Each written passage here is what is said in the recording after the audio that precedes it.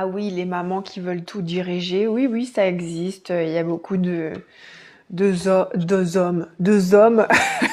Il y a beaucoup d'hommes qui sont traumatisés par leur mère dictatrice. Donc, comment faire?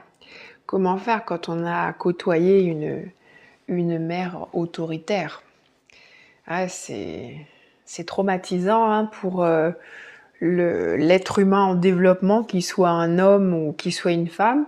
Mais dans le cas d'un homme, ce que ça va générer, c'est des problèmes relationnels avec les femmes s'il est hétérosexuel, parce que il va jamais se sentir en sécurité avec les femmes qu'il va côtoyer ou tenter de séduire, où il va jamais vouloir s'impliquer davantage, où il va toujours se méfier parce qu'il sentira un danger s'approcher, craignant la tyrannie de la maman se manifester à nouveau dans sa vie.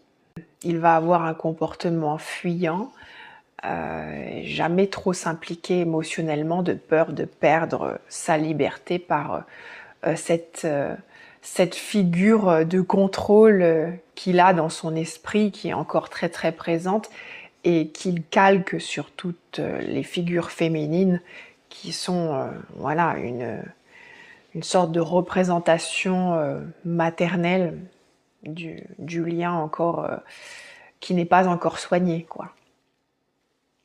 Donc le tout, c'est de changer son point de vue sur la femme et les femmes de manière générale, en acceptant le fait que tout le monde est différent et que ce que tu as vécu avec ta maman ne concerne que ta maman et ne va pas concerner les autres femmes que tu vas rencontrer. Tu peux être en paix par rapport à ça et ne pas te méfier de tout le monde.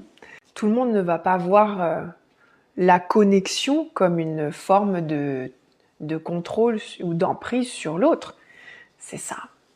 Tu ne vas pas perdre ta liberté. Il y a des gens qui considèrent l'amour de manière très libre, dans le sens où elles vont laisser la personne vivre, ne pas poser du contrôle sur ses faits et gestes et son comportement, lui faire confiance, et laisser la personne s'épanouir dans un lien à deux. Ça demande de faire le choix d'adopter une autre croyance qui est très très très très ancrée, qui est connectée à l'enfant intérieur. Donc on a besoin d'aller chercher profondément dans son inconscient la croyance. C'est-à-dire qu'on ne sait pas qu'on croit ça. C'est à ce point, on ne sait pas. On n'est pas au courant qu'on croit ça sur l'extérieur et sur soi-même. Ça reste des êtres humains, ça reste des hommes en développement et qui ont besoin d'entrer en maturité émotionnelle. Et ça prend du temps, ça prend du temps. C'est compliqué. Beaucoup d'adultes ne sont pas matures émotionnellement, hein.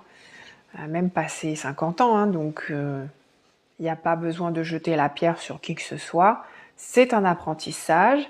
On a besoin de passer par des initiations, de rencontrer des personnes, de s'inspirer d'autres personnes, de se soigner et de relâcher ses tensions intérieures, de se détendre au maximum, apprendre à se détendre parce que c'est une tension permanente qui peut être très fatigante à maintenir sur le long terme et qui va provoquer un état de fatigue constant sans savoir pourquoi on est fatigué. C'est ça la difficulté.